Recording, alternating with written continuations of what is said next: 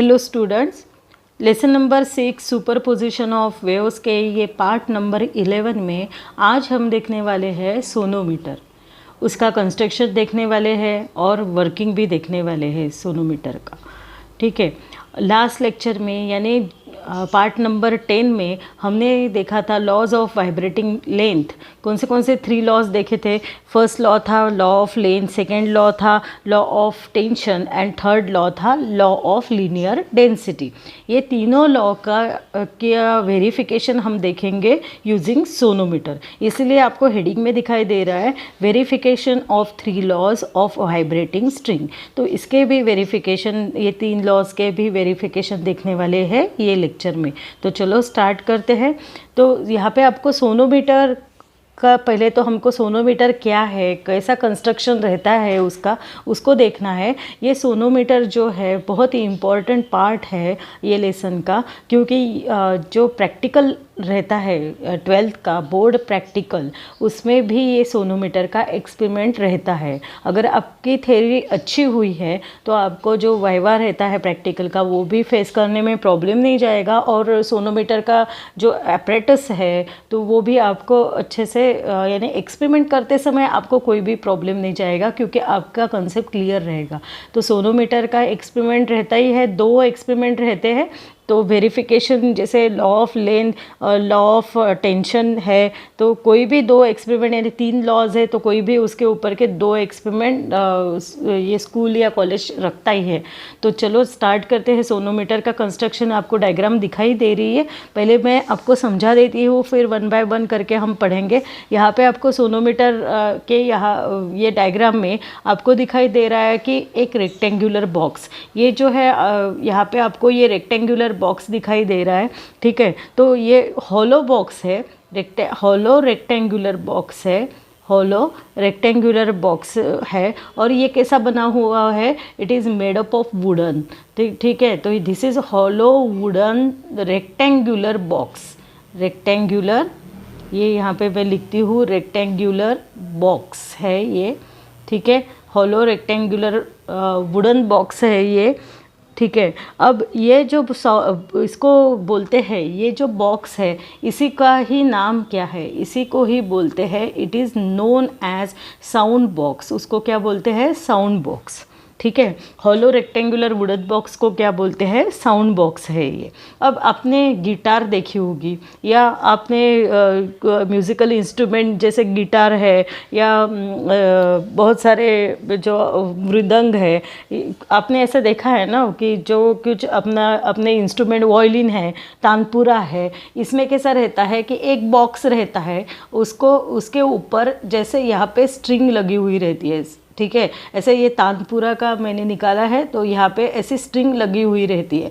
तो हम यहाँ पे जब स्ट्रिंग को ये वाइब्रेट किया जाता है तब साउंड प्रोड्यूस होता है। हमको ये मालूम है, हमने ये म्यूज़िकल इंस्ट्रूमेंट देखा हुआ है, अगर यूज़ नहीं किया होगा तो भी हमने ये देखा हुआ है कि when we pluck the string of the musical instrument then we heard a sound. आपको साउंड सुनाई देता है, तो साउंड जो सुनाई देता है वो आवाज़ भी उसकी बड़ी रहती है। तो ये जो साउंड प्रोड्यूस होता है इसमें जो म्यूज़िकल इंस्ट्रूमेंट में जो प्रिंसिपल यूज़ होता है वही प्रिंसिपल ये सोनोमीटर का ही है।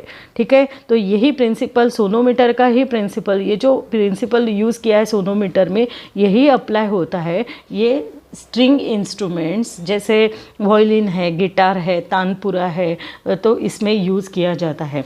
तो क्या है वो इंस्ट्रूमेंट? आपको यहाँ पे जो बॉक्स, यहाँ पे सोनोमीटर में भी एक बॉक्स है, और गिटार हम कंसिडर करेंगे तो गिटार में भी एक बॉक्स है और उसके ऊपर तार लगी हुई है। सेम सोनोमीटर में भी आपको ये रेक्टेंगुलर बॉक्स दिखाई दे रहा है, और ये जो यहाँ पे बीच में आपको दिखाई दे रही है ना, पुली से जा रही है, हुक से लेकर पुली से जा रही है, ये क्या है? ये है हमारी स्ट्रिंग। ठीक है, तो जैसे गिटार पे एक बॉक्स के ऊपर स्ट्रिंग लगी हुई है, वैसे ही यहाँ पे भी आपको साउंड बॉक्स के ऊपर एक स्ट्रिंग लगी हुई दिखाई दे रही है। मैंने रेड लाइन बनाई है, वही स्ट्रिंग है, स्ट्रेट स्ट्रिंग है।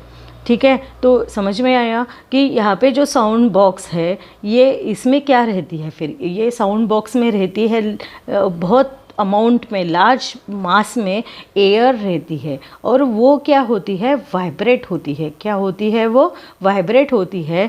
और जैसे ही हम साउंड यानी जैसे ही हम ये स्ट्रिंग को प्लग करेंगे, कोई भी हम अभी यूज़ करने वाले हैं यानी देख रहे हैं इंस्ट्रूमेंट को, देख रहे हैं गिटार, वायलिन या तानपुरे को, जब हम ये गिटार की या वायलिन की जब हम स्ट्रिंग को प्लग करते हैं तो जो आवाज़ सुनाई देती है वो एम्पलीफाइड होता है due to this vibration of air inside the sound box.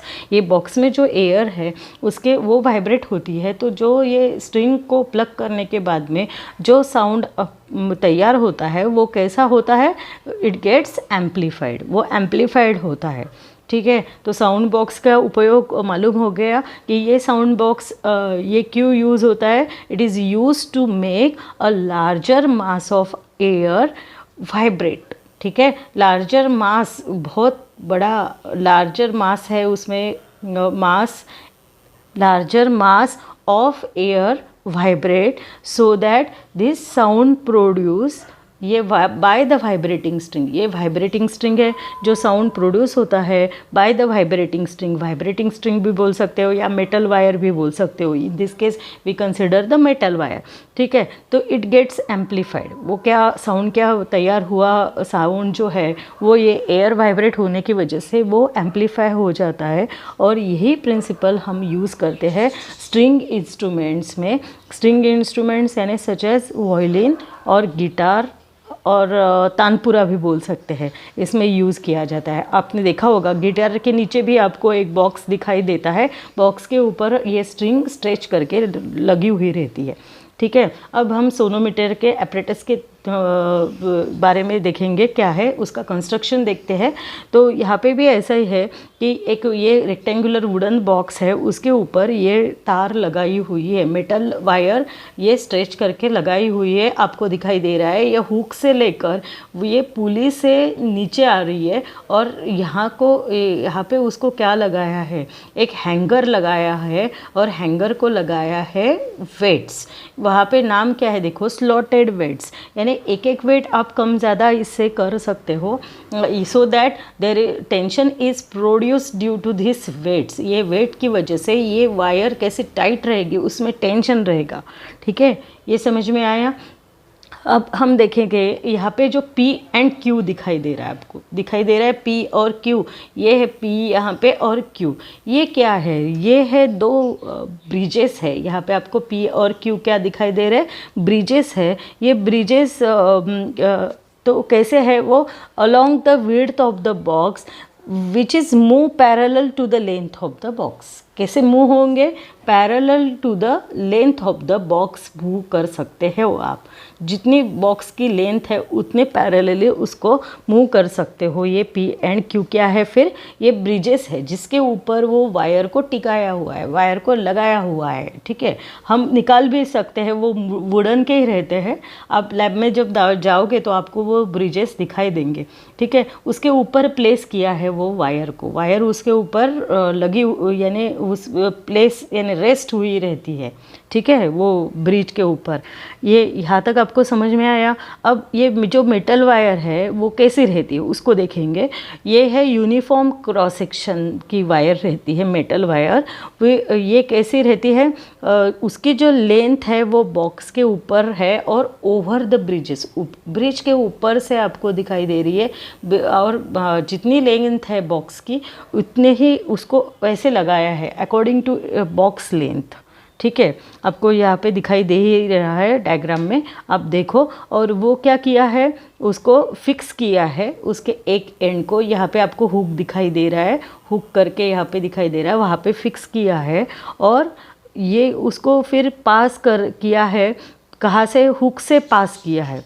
ठीक है, हुक को जॉइन करके उसको फिर ब्रिजेस से लेकर उसको पास किया है ओवर अ पुली। पुली दिखाई दे रहा है आपको, यहाँ पे पुली में लगे तो ये क्लियर कर देती हूँ यानी क्लीन कर देती हूँ, यानी आपको अच्छे से दिखाई देगा कि ये वायर है और ये वायर कहाँ से जा रही है, पुली दिखाई दे रही है आपको, पुली से होकर जा रही है ओवर द ब्रिज, ब्रिजेस के ऊपर से। ये P एंड Q ब्रिजेस है, उसके ऊपर से वो वायर जा रही है। ठीक है, यहाँ तक समझ में आया। अब एक हैंगर लगा हुआ है नीचे, आपको दिखाई दे रहा है वायर के एंड को क्या लगाया है, हैंगर लगाया है। वहाँ पे स्लॉटेड वेट्स डाले हुए आपको दिखाई दे रहे हैं। तो ये स्लॉटेड वेट्स कहाँ पे लगाए हैं, किस में लगाए हैं, हैंगर में लगाए हैं। और hanger is attach to the free end of the wire. जो एक एंड, वायर का एक एंड है, उसको क्या लगाया है, हैंगर लगाया है और हैंगर में अटकाए हैं तो ये स्लॉटेड वेट्स। ठीक है, तो हम ये वेट को by changing this weight the tension in the wire can be vary. अगर आपने यहाँ पे 1000 ग्राम का अगर लगाया है वेट, तो यहाँ पे टेंशन अलग होगा। फिर आप चेंज कर सकते हो, 2000 भी लगा सकते हो, 2500 भी लगा सकते हो। But whatever be the weight आप अप्लाई करोगे या लगाओगे, वो फिक्स रखना है थ्रू आउट द एक्सपेरिमेंट। अगर हम लॉ ऑफ लेंथ या लॉ ऑफ जो लीनियर डेंसिटी अगर कर रहे हैं, तो इसको हमको कांस्टेंट रखना पड़ता है। लॉ ऑफ टेंशन में भी आपको इसको कांस्टेंट रखना पड़ता है। ठीक है, यहाँ तक आ गए, हम समझ गए, यहाँ समझ गए आपको यहाँ तक, ऐसा मैं समझती हूँ। अब ये जो पी एंड क्यू हमने देखे हैं, ये क्या है, ये ब्रिजेस है, ये भी हमने देखा है। ये कैसे रहते हैं, ये मूवेबल रहते हैं। ठीक है, तो ये कैसे रहते हैं, मूवेबल ब्रिज रहते हैं। और ये इसके वजह से क्या होता है, जो ए बी आपको दिखाई दे रहा है डायग्राम में, तो इतनी ही लेंथ जो स्ट्रिंग की वाइब्रेट होने वाली है। ठीक है, ए बी क्या है, जो डायग्राम में आपको दिखाई दे रही है, ए बी क्या है, it is known as vibrating length of the string. Vibrating length of the string है। ठीक है, तो ये हमने ब्रिजेस रखे हुए हैं, तो इसके बीच वाला ही जो आपको दिखाई दे रही है लेंथ, वो उतनी ही लेंथ को क्या बोलेंगे, that is A B. It is known as vibrating length. इतनी ही लेंथ को हम मेजर करेंगे। यानी आपको अभी ए और बी को मेजर करना है, तो एक ये एंड से ये एंड तक आपको यानी एक ब्रिज के पी के ऊपर से बी क्यू के ऊपर तक आपको मेजर करना पड़ेगा, ए टू बी मेजर करना पड़ेगा। ठीक है, यहाँ तक आपको सब हमारे कॉन्सेप्ट क्लियर हो गए होंगे। तो आपको अभी आर क्या है, ये यहाँ पे आपको दिखाई दे रहा है ट्यूनिंग फोक। ये वाइब्रेटिंग ट्यूनिंग फोक को हेल्ड करना पड़ता है near this wire for the vibration. अब वाइब्रेशन कैसे देते हैं, इस यहाँ पे प्लग नहीं करते हैं वायर को, तो यहाँ पे अब हमको इसको मेटल वायर को अगर वाइब्रेशंस देना है, तो that vibrations are given by the wire with the help of tuning fork. किससे देते हैं वो वायर को vibration, with the help of tuning fork से देते हैं। ठीक है, तो यहाँ पे इसीलिए आपको यहाँ पे ट्यूनिंग फोक दिखाई दे रहा है। आर क्या है, R is known as paper rider. R को क्या बोलते हैं, पेपर राइडर बोलते हैं। हम वर्किंग में ये सब कवर करने वाले हैं, पेपर राइडर।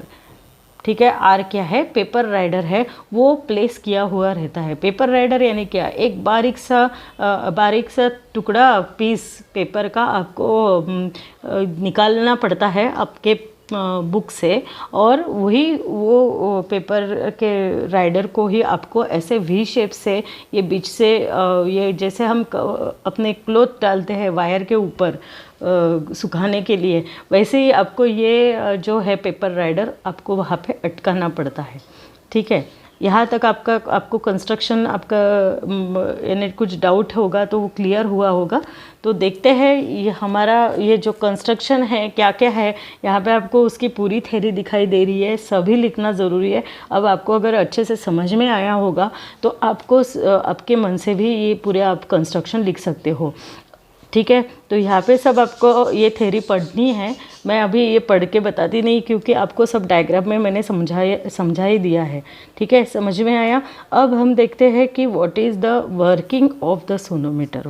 वर्किंग क्या है सोनोमीटर का, उसको पढ़ेंगे। तो ये सब आपको कंस्ट्रक्शन क्या क्या चीज़ें रहती है सोनोमीटर में क्लियर हुई होंगी, तो मैं इसको सब क्लीन कर देती हूँ। अब देखो, अब हम क्या करेंगे, ये वायर को ये बीच में से बिल्कुल जो मिडल पॉइंट है, यानी ए और बी का जो मिडल पॉइंट है, ये इतनी वायर के बीच का ये पॉइंट है मिडल पॉइंट, जहाँ पे आर लिखा हुआ है। ठीक है, तो हम ये बीच से क्या करेंगे, वायर को प्लग करेंगे। एक तो आप प्लग कर सकते हो, या आप उसके पास में वाइब्रेटिंग ट्यूनिंग फोक लेकर जा सकते हो। तो जनरली लैब में जो है तो वाइब्रेटिंग ट्यूनिंग फोक लेकर जाते हैं। वाइब्रेट कैसे करते हैं ट्यूनिंग फोर्क को? By hitting the tuning fork on the rubber pad. Rubber pad को जो रबर पैड आपको दिया जाता है वहाँ पे आपको ज़ोर से हिट करके वो वाइब्रेटिंग ट्यूनिंग फोक को ये वायर के पास में लेकर जाना पड़ता है। और सो दैट या जो लैब में अगर ट्यूनिंग फोक नहीं है तो उनको क्या करना पड़ता है कि दिस वायर जो है ए बी वायर के बीच वाला पॉइंट, यानी सपोज करो आर है वो, तो मिडवे में वो वायर को प्लग करना पड़ता है। तो if this wire is plug at a point Midway between the two bridges, दो ब्रिज के बीच का पॉइंट जो है, तो क्या तैयार होगा वहाँ पे? A transverse wave are produce in the wire. क्या तैयार होगी वहाँ पे? ट्रांसवर्स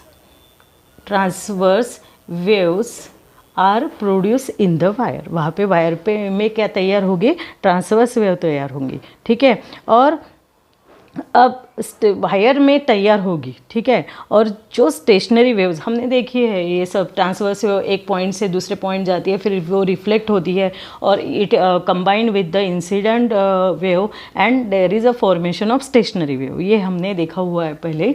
तो स्टेशनरी वेव तैयार होती है कहाँ पे? स्टेशनरी वेव तैयार होती है, there is a formation of stationary wave between two bridges, दो ब्रिजेस के बीच में क्या तैयार होती है? स्टेशनरी वेव तैयार होती है, यानी बिटवीन ए एंड बी के बीच में, ठीक है। किसकी वजह से? Due to the reflection. हमने ये सब देखा हुआ है कि ये जो पॉइंट है, अब हमने ट्रांसवर्स वेव इसको प्लग करने के बाद में ट्रांसवर्स वेव जनरेट होती है, वो एक पॉइंट की तरफ जाती है, एक एंड से वो रिफ्लेक्ट होती है, और जो दूसरी इंसिडेंट वेव होती है दोनों कंबाइन होते हैं, इंटरफियर होते हैं दोनों इंसिडेंट वेव और ये जो reflected transverse wave, and there is a formation of stationary wave. ये हमने देखा हुआ है, ठीक है। तो या सुपरपोजिशन से स्टेशनरी वेव तैयार हो जाती है, ये हमने सब देखा हुआ है। अब ये जो पोर्शन है ए बी वायर का between two bridges P and Q, it is known as vibrating length. ये भी हमने देखा हुआ है कि वाइब्रेटिंग लेंथ किसको बोलते हैं? जो ए बी पोर्शन है ना, उसको ही क्या बोलेंगे?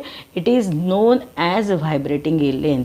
यही पोर्शन को बोलेंगे हम वाइब्रेटिंग लेंथ, ठीक है। ये क्लियर हो गया।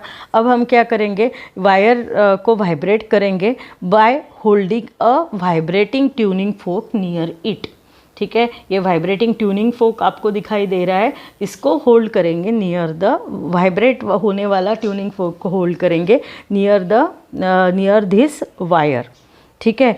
अब क्या होगा? जो frequency of vibration is same as the tuning fork, ऐसे होना चाहिए वहाँ पे। जो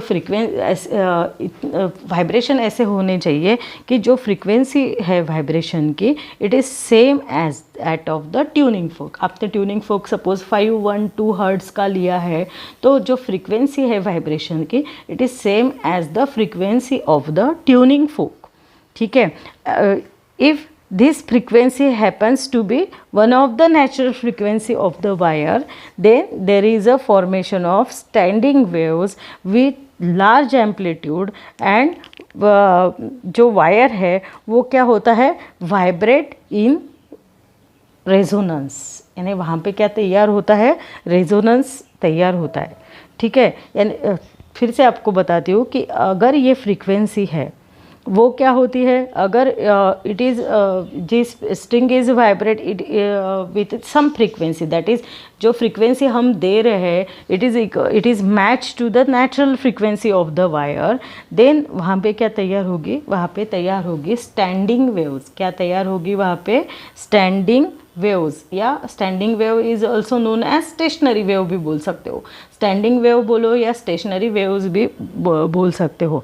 और वो स्टेशनरी वेव कैसी रहती है, लार्ज एम्पलीट्यूड की मिलती है, वायर में सेटअप होती है और there is a formation of resonance. Resonance के लिए हमने बोला है कि फ्रीक्वेंसी जो आउटर या जो frequency applied frequency it is equal to the natural frequency, then there is a stationary waves are standing form there and there is a formation of resonance. Same ऐसे ही यहाँ पे होता है, ठीक है।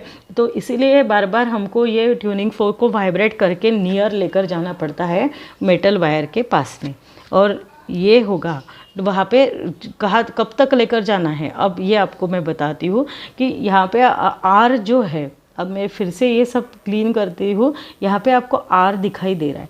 आर क्या है, R is known as paper rider. ये पेपर राइडर है, एक छोटा सा पेपर का टुकड़ा है, उसको हमने वो मेटल वायर पे रखा हुआ है। अगर ये रेजोनेंस ये जो अगर तैयार होता है, जैसे हमने बोला है कि जो frequency of vibration is equal to the natural frequency, then there is a formation of resonance. वहाँ पे रेजोनेंस तैयार होता है। और ये रेजोनेंस तैयार हुआ कि नहीं, इसको आइडेंटिफाई करने के लिए ये स्मॉल पीस ऑफ पेपर हमने वहाँ पे रखा हुआ है, ठीक है। अब ये जो स्मॉल पीस ऑफ पेपर है या उसको बोलेंगे राइडर, ठीक है। राइडर को हमने ये वायर पे बीचों बीच जो लेंथ है AB उसके बीच में हमने लगाया हुआ है, ठीक है। तो अब frequency of tuning fork and the fundamental mode of vibration of the wire अगर वो मैच होती है, तो ये जो पेपर राइडर है ये क्या होगा, फ्लाई हो जाएगा, यानी नीचे गिर जाएगा, ठीक है। ये पेपर राइडर क्या होगा, फ्लाई हो जाएगा या नीचे ऐसे गिर जाएगा, ठीक है। ये समझ में आया। पेपर राइडर रेजोनेंस तैयार हुआ कैसे समझेगा, जब ये पेपर राइडर वहाँ से नीचे गिर जाएगा या फ्लाई ऑफ, यानी एकदम से ज़ोर से नहीं उड़ेगा, वो थोड़ा सा वहाँ से हट के नीचे गिर जाएगा, ठीक है। फ्लाइज ऑफ द वायर ऐसा हो जाएगा, ठीक है। तो ये समझ में आया। इतने तो हम क्या करते हैं लैब में, अलग अलग वैल्यूज़ के ट्यूनिंग फोर्क लेकर जाते हैं ये सोनोमीटर के पास, वायर के पास में, और जहाँ पे ये पेपर राइडर थ्रोन ऑफ होता है, फ्लाइज होता है, वहाँ की लेंथ हम लेते हैं, यानी उसको बोलते हैं वाइब्रेटिंग लेंथ। उसको क्या बोलते हैं, वाइब्रेटिंग लेंथ। यानी यहाँ पे हमारा एक एक्सपेरिमेंट भी कंप्लीट हो रहा है। ये आप समझ लो कि हम क्या करेंगे, अलग अलग वैल्यूज़ के, जैसे 512 है, 480 है, 388 हर्ट्ज़ का अलग अलग वैल्यूज़ के ट्यूनिंग फोर्क हम लेकर जाएंगे, vibrating tuning forks near the wire. और जब ये और उसको लगाएंगे, vibrating tuning fork near the wire लेकर जाएंगे और बार बार उसको हिट करके लगाएंगे, so that transverse waves are generated through this wire and there is a formation of stationary waves, and when the frequencies are matched then there is a formation of resonance। और resonance तैयार हो गया है, कैसे समझ में आएगा कि जब ये पेपर राइडर फ्लाइज होगा, ठीक है। तो जहाँ पे फ्लाइज होता है तो ये जो एडजस्ट कैसे करते हैं, using this two bridges. Bridge जो है PQ, आपको उसको एडजस्ट करना पड़ता है, ये PQ को यानी उसको मूव करना पड़ता है। तो AB जो लेंथ है, AB is known as vibrating length. तो कम ज़्यादा लेंथ के लिए, जैसे हमने देखा है कि फ्रीक्वेंसी अगर ज़्यादा है तो आपको लेंथ जो है वो कम लेना पड़ेगा, because frequency is inversely proportional to length, ठीक है। तो ये हमने फर्स्ट लॉ देखा हुआ है। तो अगर ज़्यादा फ्रीक्वेंसी का ट्यूनिंग फोर्क है, जैसे 512 हम लेते हैं, तो लेंथ आपकी vibrating length, that is length between A and B, ये कैसी होगी, ये कम होगी। तो कैसे हम ब्रिजेस को जो है वो मूव कर सकते हैं, और ब्रिजेस के बीच की लेंथ को क्या बोलते हैं, हम वाइब्रेटिंग लेंथ बोलते हैं। तो ऐसे ये हमको एक्सपेरिमेंट में ऐसा करना पड़ता है कि अलग अलग tuning fork, vibrating tuning fork hold करना पड़ता है नियर द वायर, और वाइब्रेटिंग लेंथ को मेजर करना पड़ता है, ठीक है। तो ये समझ में आया। तो अब यहाँ पे हमारा कंस्ट्रक्शन एंड वर्किंग कंप्लीट हो जाता है। तो यहाँ पे आपको देखो वर्किंग दिखाई दे रहा है। तो ये समझ में आया ना, ये सब जो मैंने बोला है वो आपको यहाँ पे दिखाई दे रहा है। If the wire is plug at a point Midway between the bridges, दो ब्रिज के बीच की वायर हमने अगर प्लग कर दी, ये ब्रिज पी एंड क्यू रखा हुआ है, उसके बीच की जो वायर है उसका मिडवे अगर प्लग कर दिया तो transverse waves are produce in the wire and stationary waves are produce between the two bridges due to reflection. ये सब देखा है हमने, reflection of transverse wave at the bridges and there is a superposition. ठीक है, the portion A B, अब A B portion कौन सा है, ये वायर का ए बी ये पोर्शन है ना वायर का, ठीक है, of the wire between the two bridges P and Q is vibrating length, उसको क्या बोलते हैं, वाइब्रेटिंग लेंथ बोलते हैं। Wire can also be made to vibrate by holding a vibrating tuning fork. हमने देखा है डायग्राम में क्या कर रहे हैं हम, वाइब्रेटिंग ट्यूनिंग फोक को होल्ड कर रहे हैं नियर द वायर। ठीक है, समझ में आया। यहाँ पे डायग्राम चाहिए थी, यानी आपको यहाँ से मैं समझा देती थी।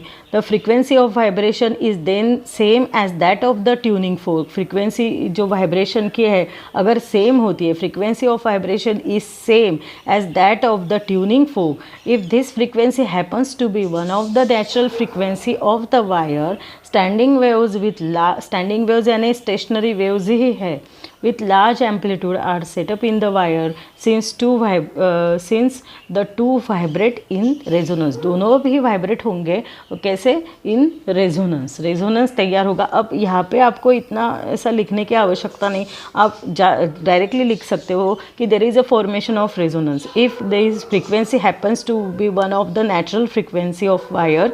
स्टैंडिंग वेव्स या stationary waves are produce and there is a formation of resonance. इतना ही आप शॉर्टकट लिख सकते हो।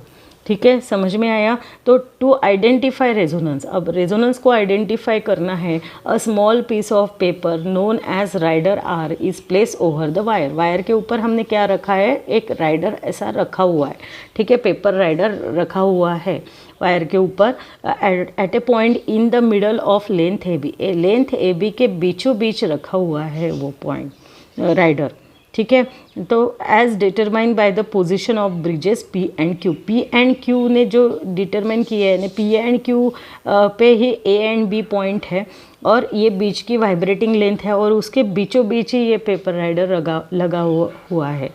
ठीक है, रखा है हमने। If the frequency of tuning fork and the fundamental mode of vibration of the wire match, यानी फंडामेंटल मोड ऑफ वाइब्रेशन यानी पहली वाली नेचुरल फ्रीक्वेंसी अगर मैच होती है, this is achieve by adjusting the length A B of wire using the bridges P and Q. इसको कैसे adjust करना है, हर बार ये लेकर हम वाइब्रेटिंग ट्यूनिंग फोक को लेकर जाएंगे और पेपर राइडर फ्लाई होगा, ऐसा रहेगा क्या, नहीं रहेगा ऐसा। जब तक इसको हम, ये जो ब्रिजेस है जिसके ऊपर ये वायर है, ये ब्रिजेस मूवेबल है, हम इसको एडजस्ट कर सकते हैं। कम ज़्यादा यानी लेंथ कम ज़्यादा हो सकती है। इसको पास लेकर गए दोनों को कम लेंथ होगी, दूर दूर लेकर गए तो ज़्यादा लेंथ होगी। ठीक है, तो the paper rider happens to be the antinode. Paper rider पे क्या तैयार होगा ये बताना रह गया, antinode and flies off the wire, और वायर से फ्लाई हो जाएगा। Sonometer can be use to verify the laws of vibrating length. किस लिए यूज़ किया जाता है, for the to verify the laws of vibrating string. जो वाइब्रेटिंग स्ट्रिंग के लॉज है तीनों हमने देखे हुए हैं, उसको वेरीफाई करने के लिए सोनोमीटर का यूज़ हम करेंगे। देखते हैं वन बाय वन क्या कैसे वेरिफिकेशन है लॉ का। तो समझ में आया, ये यहाँ पे वर्किंग है, ऐसा क्वेश्चन आ सकता है। एक्सप्लेन कंस्ट्रक्शन, सिर्फ कंस्ट्रक्शन ऑफ सोनोमीटर बोला तो 2 marks, explain construction and working of sonometer तो विद डायग्राम आपको 4 मार्क्स का ये सब इतना सारा लिखना पड़ेगा। ठीक है, तो आप आपके मन से भी लिख सकते हो, थेरी है तो मन से लिख सकते हो। अब हम देखेंगे verification of first law. First law का वेरिफिकेशन देखेंगे। अब verification of law of length. First law क्या था, लॉ ऑफ लेंथ का था। वेरिफिकेशन ऑफ फर्स्ट लॉ देखेंगे। अब फर्स्ट लॉ हमको मालूम है क्या है, जो फंडामेंटल फ्रीक्वेंसी ऑफ वाइब्रेशन जो रहती है, it is inversely proportional to the length, किससे के length of the vibrating string. जो वाइब्रेटिंग स्ट्रिंग हमने देखी थी उसके लेंथ से इन्वर्सली प्रोपोर्शनल टू है, इन्वर्सली प्रोपोर्शनल है। और वहाँ पे टी यानी टेंशन एंड जो लीनियर डेंसिटी है दोनों को कैसे रखना है, दोनों को कांस्टेंट रखना है। ये है हमारा फर्स्ट लॉ, हमने ये देखा हुआ है। वो लॉ मैंने बस आपको रिकॉल करने के लिए यहाँ पे लिखा हुआ है। The fundamental frequency of vibration of string is inversely proportional to the length of vibrating string if tension and mass per unit length are constant. Tension and mass per unit length यानी linear density भी बोल सकते हो, दोनों को अगर constant रखे तो ठीक है। तो इसको वेरीफाई करना है, तो चलो वेरीफाई करते हैं। देखो क्या करना है, तो अब हमने जो यहाँ पे जो डायग्राम देखे, फिर से डायग्राम के पास जाते हैं। मैं समझा देती हूँ पहले, फिर हम रीड करेंगे कि जो वाइब्रेटिंग लेंथ एल है, कौन सी वाइब्रेटिंग है लेंथ, सॉरी कौन सी वाइब्रेटिंग लेंथ है between points A and B, ये है वाइब्रेटिंग लेंथ एल। ठीक है, तो ये जो है उसका और ये मास पर यूनिट लेंथ है, दोनों को भी हमको कांस्टेंट रखना है। सॉरी, जो वाइब्रेटिंग लेंथ है उसके लिए देखते हैं, पहले हम मेजर करेंगे पहले वाइब्रेटिंग लेंथ को and its mass per unit length निकालेंगे।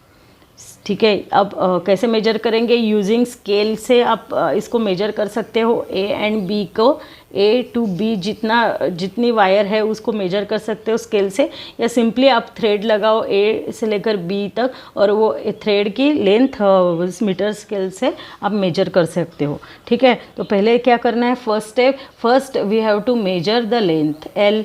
हमको क्या करना पड़ेगा, मेजर द लेंथ एल को मेजर करना पड़ेगा। फिर और मास भी, उसका जो मास है वो भी आपको मेजर करना पड़ेगा।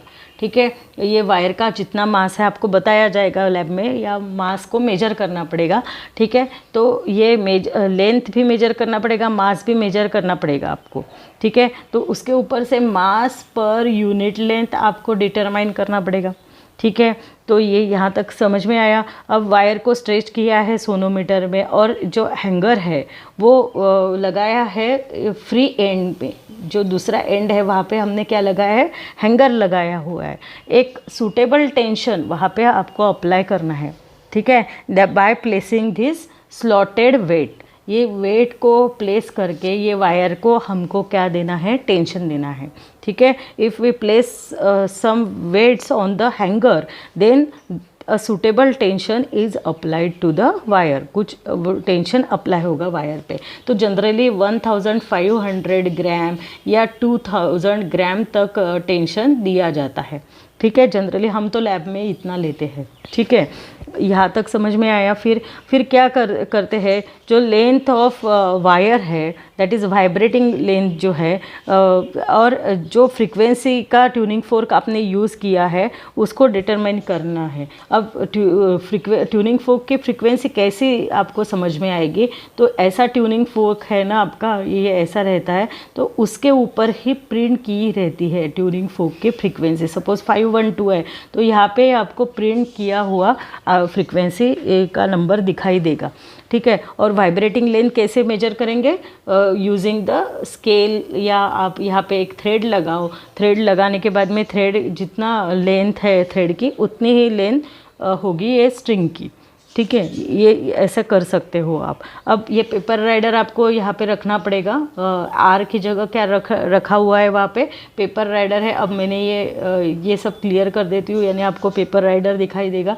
पेपर राइडर लगा हुआ है at the Midway between the two bridges, और ट्यूनिंग फोर्क क्या किया है, is set into the vibrations bye striking on a rubber pad. आपको एक रबर पैड दिया जाएगा, वहाँ उसके ऊपर ये ट्यूनिंग फोर्क को आपको क्या करना है, स्ट्राइक करना है, so that vibrations are produce. ये जो ट्यूनिंग फोर्क को स्ट्राइक करना है, जोर से उसको वहाँ पे स्ट्राइक करना है, फिर वाइब्रेशंस तैयार होंगे ट्यूनिंग फोर्क में।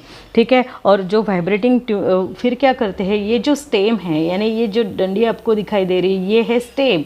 ये स्टेम को हमको लगाना पड़ेगा यहाँ पे, ये वुडन बॉक्स पे हमको ये स्टेम को ऐसे लगाना पड़ता है। ठीक है, so that the transverse wave और vibrations are generated to this wire. ठीक है, समझ में आया। The stem of tuning fork is held in contact with the sonometer box. ये सोनोमीटर बॉक्स बॉक्स को क्या लगाना पड़ेगा, ये वाइब्रेट हो रहा है, ये वाइब्रेटिंग ट्यूनिंग फोक है, ये क्या है, वाइब्रेटिंग है ट्यूनिंग फोक, इसके स्टेम को लगाना पड़ेगा आपको सोनोमीटर बॉक्स को।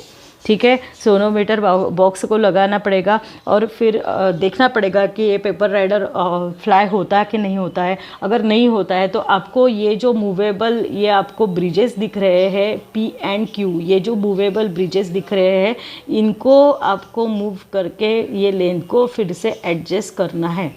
ये मूव होते हैं, पास लेकर जा सकते हो, दूर भी उसको मूव कर सकते हो, और इनकी बीच की ही जो वायर है उसको ही हम उतनी ही हमको मेजर करना है। It is known as vibrating length. ठीक है, अगर आप एपरेटस देखोगे, ये एक्सपेरिमेंट करोगे तो ये थ्योरी आपको बहुत बहुत अच्छे से समझ में आएगी। ओके, समझ में आया। फिर क्या लगाना है, वाइब्रेशन कैसे देना है, तो bye holding a stem, vibrating tuning फोक का है स्टेम को आपको लगाना है इन contact with the sonometer box.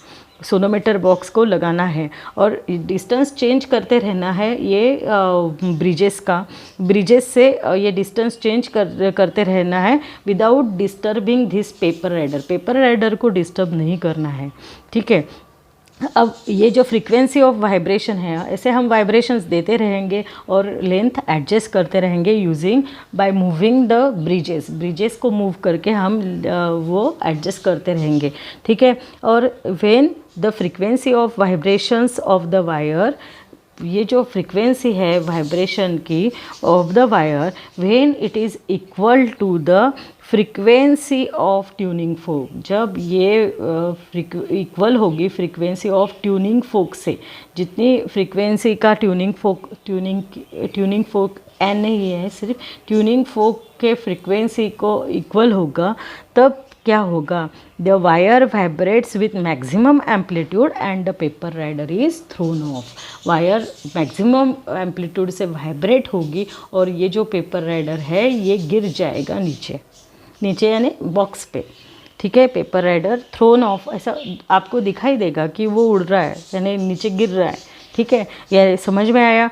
Frequency, हम वाइब्रेशन की जो फ्रीक्वेंसी है यहाँ पे मैं लिखती हूँ, frequency of vibration when it is equal to the frequency of vibrations किसके, of wire, frequency of vibrations of wire when it is equal to the frequency of tuning fork, then the wire vibrates with a maximum amplitude and this paper rider is thrown off। तब wire maximum amplitude से vibrate होगी और paper rider throw हो जाएगा। ठीक है, तो इस प्रकार से ये हो गया एक वैल्यू के लिए, यानी आपको ऐसा टेबल दिया जाएगा n और l का। तो एक वैल्यू सपोज हम लेते हैं 512 फ्रीक्वेंसी का ट्यूनिंग फोक लिया है, और जो जितनी ज़्यादा वैल्यू उतनी कम length, because n is inversely proportional to length. आपको क्या दिखाई देगा, अब हम यहाँ पे 512 लेते हैं, 480 का लेते हैं, और एक सपोज 464 का भी रहता है, 460 का भी रहता है, या 388 का भी रहता है ट्यूनिंग फोक। तो ऐसे हम अगर आपके रीडिंग आपको दिखाई देंगे कि आपको 512 को सपोज करो, अब आपको 11 सेंटीमीटर इतनी ही लेंथ मिली है, ये बीच की लेंथ, तो 480 को आपको और ज़्यादा मिलेगी, सपोज़ 15 मिलेगी, 460 में आपको और ज़्यादा मिलेगी, सपोज़ 19 मिलेगी, और इसके लिए और ज़्यादा मिलेगी। यानी इस पर से वेरीफाई हो रहा है कि जैसे जैसे हमने ट्यूनिंग फोक की वैल्यूज़ कम कर दी है, वैसे वैसे लेंथ जो है उसकी वैल्यू हमको ज़्यादा मिल रही है। सो वी हियर ये वेरिफिकेशन होता है कि frequency is inversely proportional to length.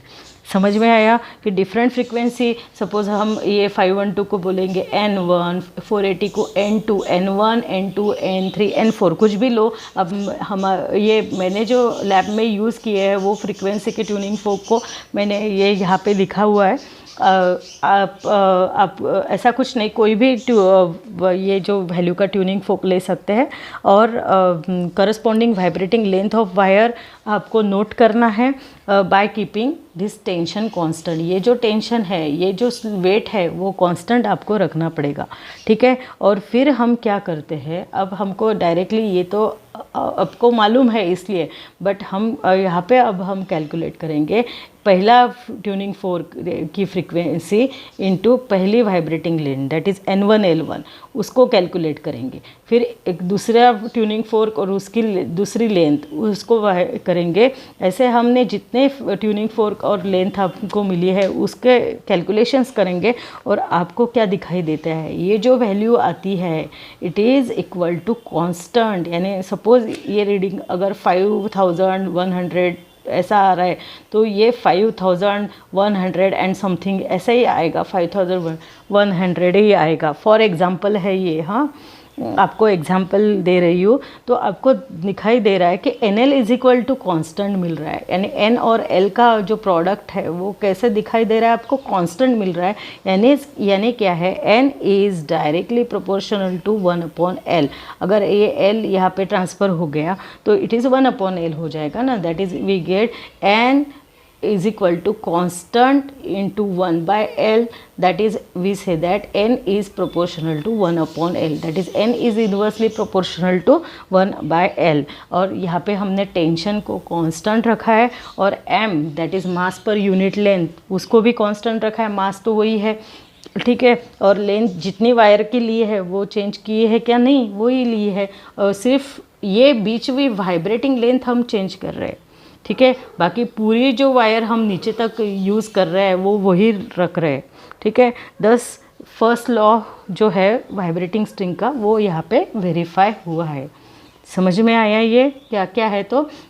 तो यही सब हमने यहाँ पे लिखा हुआ है, देखो ये मैं सिर्फ क्लियर कर देती हूँ। और यहाँ पे आपको दिखाई दे रहा है वेरिफिकेशन, ये आपको लिखना पड़ेगा, 3 मार्क्स के लिए आ सकता है। State law of length of vibrating string and explain how it can be verified using sonometer, ठीक है। तो 3 मार्क्स के लिए क्वेश्चन आ सकता है, तो आपको ये वेरिफिकेशन का ये सब लिखना पड़ेगा। तो देखो यहाँ पे लिखा हुआ है कि by measuring length of wire and its mass, the mass per unit length of wire is determine, the wire is stretch on the, जो वायर जो है स्ट्रेच किया है ऑन द सोनोमीटर लिखना रह गया, wire is stretch on the sonometer, ठीक है। A light paper rider is place on the wire, wire पे क्या रखा हुआ है, लाइट पेपर राइडर रखा हुआ है, Midway between the 2 bridges, 2 bridges के बीच में रखा हुआ है, ठीक है। The tuning folk is set into vibration bye striking on a rubber pad, rubber pad पे स्ट्राइक करके ट्यूनिंग फोक को वाइब्रेट करना है। और the stem of tuning folk is held in contact with the sonometer box, जो sonometer box है वहाँ पे क्या लगाना है, हमको स्टेम लगाना है। ये जो स्टेम है ट्यूनिंग फोक का, यानी उसका जो हैंडल ये है स्टेम, इसको लगाना है, वाइब्रेटिंग ट्यूनिंग फोक के स्टेम को लगाना है। By changing distance between the bridges without disturbing paper rider, frequency of vibration of wire is changed, ठीक है। फ्रीक्वेंसी हम चेंज कर सकते हैं बाय चेंजिंग दिस ब्रिजेस को मूव कर सकते हैं, मैंने जैसे बताया वही है सब यहाँ पे। When the frequency of vibration, ये बहुत ही इंपॉर्टेंट है, when frequency of vibration of wire becomes exactly equal to the frequency of tuning fork, the wire vibrates with maximum amplitude and the paper rider is thrown off. जब frequency vibrating frequency equal होगी किससे, frequency of vibration of wire equal होगा with the frequency of tuning fork, tuning fork के frequency से frequency of vibration of wire equal होगा, then wire vibrate होगी और जोर से, दैट इज़ मैक्सिमम एम्पलीट्यूड से, और पेपर राइडर क्या होगा, थ्रोन होगा, ठीक है। समझ में आया, यही सब मैंने पहले ही आपको समझा दिया है। In this way a set of tuning forks having different frequency, अलग अलग ट्यूनिंग फोक हम लेंगे, N1 N2 N3 and so on, और करस्पॉन्डिंग उसकी लेंथ ये L है, L1, L2 और L3 हमको मेजर करना है। L1, L2, L3 and so on, ऐसा मेजर करना है। फिर कैलकुलेट कर बाय कीपिंग टेंशन कांस्टेंट, जो स्लॉटेड वेट हमने लगाया है उसको कांस्टेंट रखना है। और फिर हमको कैलकुलेट करना है N1 L1 is equal to N2 L2 is equal to N3 L3। और आपको दिखाई देगा कि सभी की वैल्यू कैसे मिलती है, कांस्टेंट मिलती है। ठीक है, for constant value of tension T and mass per unit length M, हमने T को भी कांस्टेंट रखा है, मास पर यूनिट लेंथ को भी कांस्टेंट रखा है। तो NL इज इक्वल टू हमको क्या मिलता है, कांस्टेंट मिलता है। मीन्स क्या है, NL is equal to constant means N is inversely proportional to 1/L है। ठीक है, 1/L if T and M are constant, thus first law of vibrating string is verified by using the sonometer. इस प्रकार से first law verify हुआ है। ठीक है, तो यहाँ तक आपको समझ में आया, ये आपको सब करना है। और एक बार आपको समझ में आया तो आप प्रैक्टिकल भी कर सकते हो और लिख भी सकते हो। तो ओके, आज हमने सोनोमीटर का कंस्ट्रक्शन, वर्किंग और वेरिफिकेशन ऑफ फर्स्ट लॉ देखा हुआ है। तो अब हम 3 लॉ मैंने बोला था, तो अभी अगर लेते हैं तो बहुत बड़ा ये वीडियो हो जाएगा। नेक्स्ट वीडियो में, नेक्स्ट वीडियो लेक्चर में मैं सेकेंड लॉ और थर्ड लॉ का वेरिफिकेशन लूँगी। तो आज के दिन यहाँ पे ही स्टॉप करते हैं, अगले वीडियो में फिर से मिलेंगे। तब तक के लिए bye, have a good day, thank you.